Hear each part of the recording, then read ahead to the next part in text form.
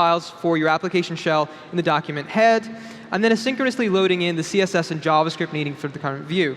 We can then use things like the async attribute on script and libraries like load CSS from the filament group for being able to synchronously load in the content that we need.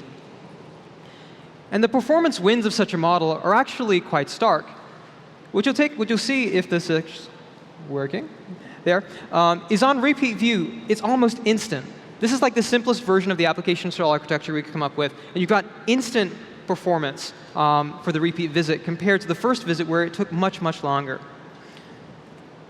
So let's talk about React.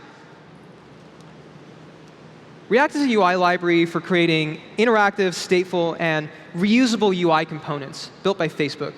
Uses a virtual DOM, try doing the least amount of DOM manipulation, try keeping your components up to date, and it works really well on both the client and the server. Now, I'm a big fan of Hacker News.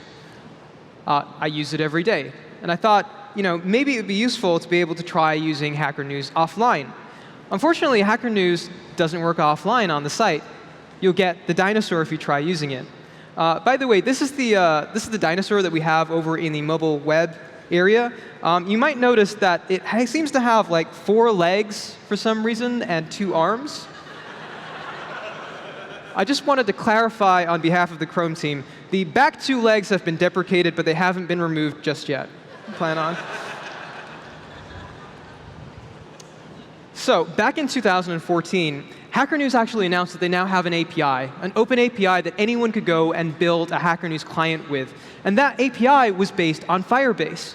This is a real-time API. Anytime someone goes and makes a comment, you can actually stream that latest content through to your Hacker News clients.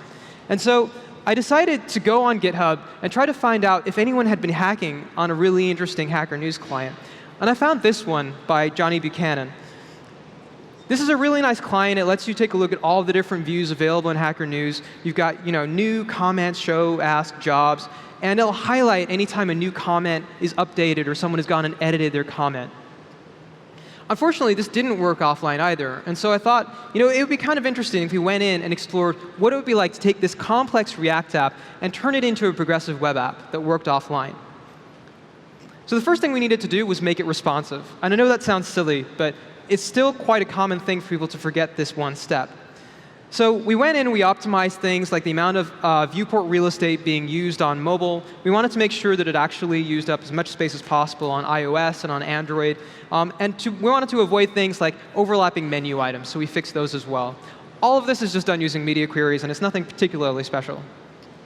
The next thing we added was the web app manifest.